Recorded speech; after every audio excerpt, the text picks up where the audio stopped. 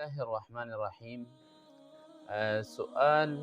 سؤالنا اليوم: ما الحكم إذا سجد المصلي مع رفع قدميه عن الأرض في في السجود؟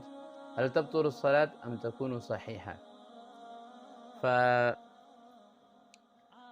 الأحناف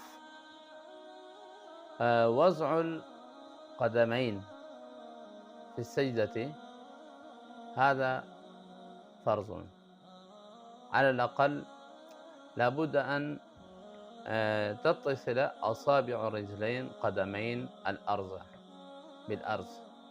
فكما ورد في عندنا أن وضع إصبع واحدة منهما شرط للسجدة. لو المصلي رفع قدميه مع الأصابع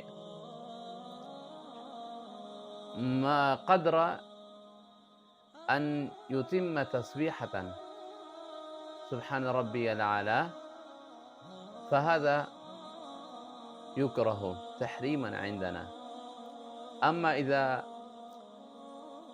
استمر في رفع القدمين مع الأصابع في السجود قدر 3 تسبيحات، سبحان ربي الأعلى سبحان ربي الأعلى سبحان ربي الأعلى، فقد فسدت صلاته، فعليه أن يصلي ويستأنف الصلاة، يصلي من جديد.